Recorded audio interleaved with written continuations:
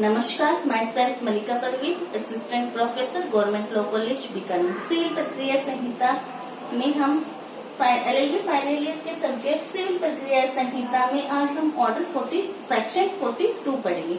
Section 42 ये कह रहा है कि जिस न्यायालय को डिक्री निष्पादन के लिए अंतरित की गई है, अंतरित न्यायालय की निष्पादन करने में क्या शक्तियां होगी, उसकी अंतरित न्यायालय की पावर क्या होगी एग्जीक्यूशन करवाने में, वो बताया है सेक्शन 42 में। सेक्शन 42 ये कह रहा है कि जिस न्यायालय के पास में डिक्री एग्जीक्यूशन करने के लिए आई है, एग्जीक्यूशन करवाने में या करने में उसकी वही शक्तियां होगी कि मानो उस न्यायालय ने यानी अंतरित न्यायालय ने ही डिग्री पारित की हो। फर्स्ट पॉइंट क्या है कि डिग्री पारित करने वाले न्यायालय के समान ही उसकी शक्तियां होगी।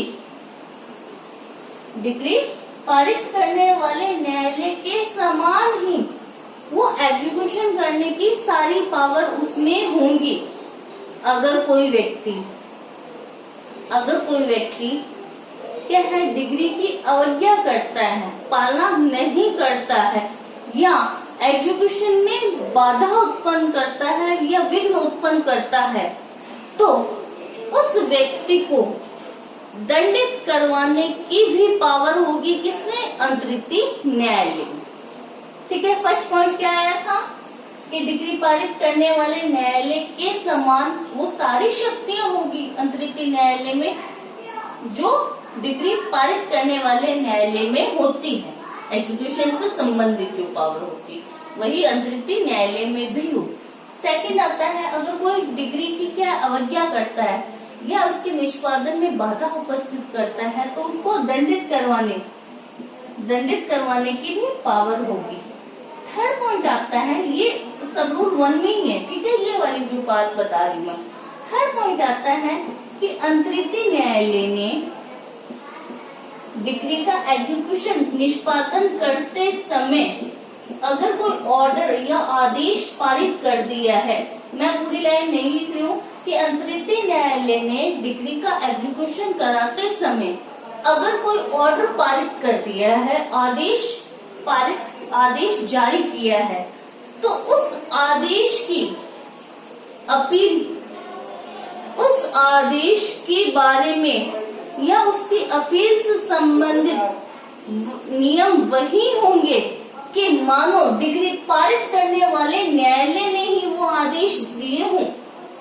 ठीक है, ये सब रूल 1, ये सारे रूल 1 में थे सब रूल। सेकेंड पॉइंट आता है, सेकेंड पॉइंट ये बताता है कि अंतरित न्यायालय डिग्री का एग्जीक्यूशन करवा रहा है, तो डिग्री का एग्जीक्यूशन करवा रहा है तो उसकी क्या क्या पावर होगी। फर्स्ट पॉइंट आता है, वो सेक्शन 39 के तहत डिग्री को आगे अंतरण कर सकता है, डिग्री का अंतरण कर सकता है, यानी अंतरित न्यायालय भी डिग्री का एग्जीक्यूशन करवाने के लिए उस डिग्री को आगे ट्रांसफर कर सकता है। मान लो बीकानेर से पहले बीकानेर ने डिग्री पारित की, न्यायालय ने जयपुर रेफर कर दिया अंतरित करवाने के लिए। अब जयपुर न्यायालय भी क्या है, जोधपुर डिग्री को भेज सकता है अंतरित करवाने के लिए, निष्पादन के लिए अंतरण कर सकता है। सेकंड पॉइंट आता है इसी में, सेक्शन 50 यानी LR के विरुद्ध, निर्णीत ऋणी के विधिक प्रतिनिधि के विरुद्ध भी अंतरित न्यायालय डिग्री का निष्पादन करवा सकता है। ठीक है, थर्ड पॉइंट आता है इसी में, ठीक है, दोनों तीनों पॉइंट कि वो डिग्री को कुर्क करने का ऑर्डर भी दे सकता है, डिग्री को कुर्क करने का आदेश भी दे सकता है।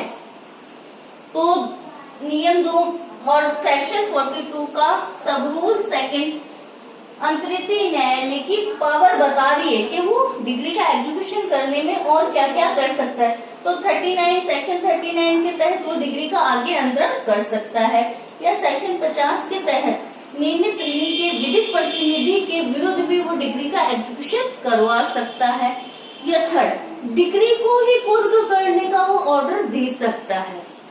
तो जहां भी वो इन तीनों में से भी कोई कार्रवाई करता है अंतरिक्ष न्यायालय, तो इसकी प्रमाणित कॉपी किसको देगा? वो डिग्री पारित करने वाले न्यायालय को भेजेगा। अंतरिक्ष न्यायालय अगर सब रूल 2 के तहत कोई काम करता है तो इसकी रिपोर्ट प्रमाणित प्रति किसे भेजेगा? डिग्री पारित करने वाले न्यायालय को भेज देगा।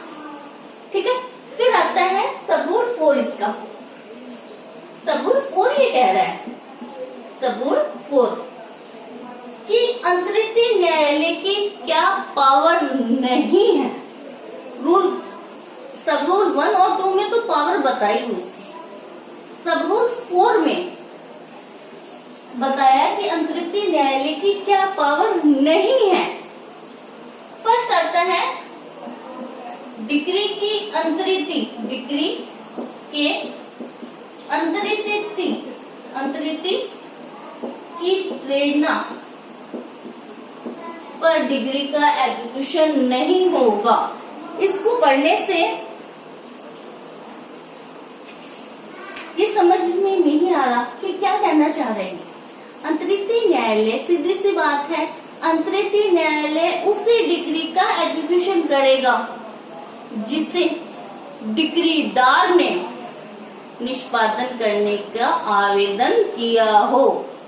मान लो एक पक्ष में कोई डिग्री आई, ये उसका एग्जीक्यूशन कराने के लिए अंतरिक्ष न्यायालय में आवेदन करता है, तो अंतरिक्ष न्यायालय उस डिग्री का एग्जीक्यूशन कर सकता है। अगर ए ने अपने फेवर में आई हुई डिग्री को अंतरित कर दिया सी को, अब ये कौन हो गया? डिग्री का अंतरित हो गया। तो सी अगर अंतरिक्ष न्यायालय में ही आवेदन करता है निष्पादन करवाने के लिए या कोई ऑर्डर देने के लिए आवेदन करता है अंतरिक्ष न्यायालय को, तो अंतरिक्ष न्यायालय डिग्री के अंतरिक्ष की प्रेरणा पे कोई ऑर्डर नहीं देगा। ठीक है, नेक्स्ट पॉइंट आता है इसमें कि ऑर्डर 21 रूल 50 का सब रूल 1 का बी और सी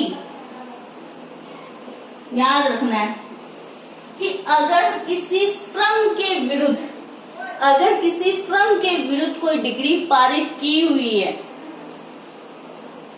पार्टनरशिप फर्म होती, वैसे फर्म के विरुद्ध अगर कोई डिग्री पारित हुई तो ऑर्डर 20 रूल 50 का सब रूल 1 के बी और सी से भिन्न व्यक्तियों के विरुद्ध डिग्री का एग्जीक्यूशन नहीं किया जाएगा। लाइन को पढ़ने से समझ में नहीं आ रहा, तो इस लाइन के पढ़ने पे समझ नहीं आ रहा, तो इसको सीधी सी बात देखेंगे अपन। कहाँ जाएंगे? ऑर्डर 21 के रूल 50 के 1 में जाएंगे, उसको देखेंगे कि अगर किसी फर्म के विरुद्ध कोई डिग्री आई हुई है के विरुद्ध डिग्री का एग्जीक्यूशन करवाना है, फर्म के विरुद्ध पारित डिग्री का एग्जीक्यूशन कराना है, तो फर्म के भागीदारों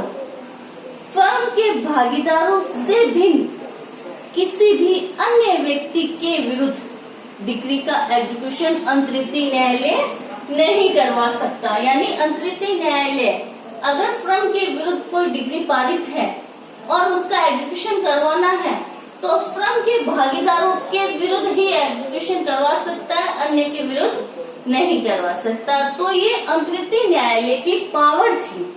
आई होप समझ आया होगा। Thank you so much.